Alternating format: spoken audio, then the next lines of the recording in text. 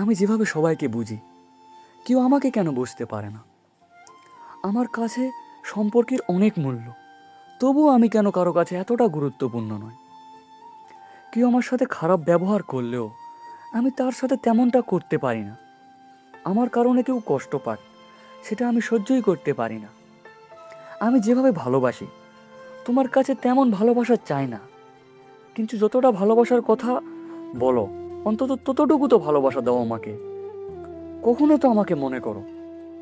আমি অনেকের বন্ধু, কিন্তু কেউ আমার সত্যিকারের বন্ধু হয় না কেন? সবাই নিজের কথা আমাকে বলে, কেউ আমার মনের কথা জিজ্ঞেস করে না কেন? যারা আমাকে অনেক কষ্ট দিয়েছে, আমি সেই কষ্ট ফিরিয়ে দিতে পারি না কেন? যেমন ব্যবহার তারা আমার সাথে করেছে, আমি তাদের সাথে তেমন করতে পারি না কেন? একটা সম্পর্ক টিকিয়ে রাখতে যত চেষ্টা করি, সামনের মানুষটা সামান্যও চেষ্টা করে না কেন? আমার আশায় কারো আনন্দ হয় না, আমার চলে যাওয়াতেও কেউ প্রশ্ন করে না।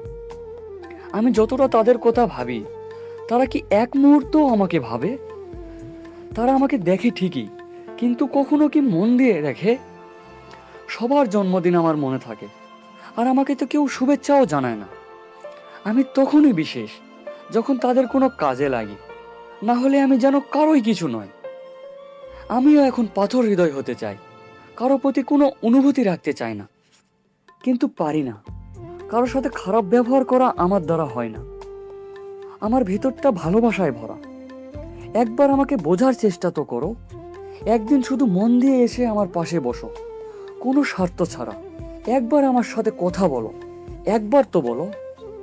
ভিডিওটি ভালো লাগলে অবশ্যই চ্যানেলটি সাবস্ক্রাইব করে দেবেন। আবার দেখা হবে কোনো নতুন এক গল্পে। ভালো থাকবেন, সুস্থ থাকবেন। ধন্যবাদ।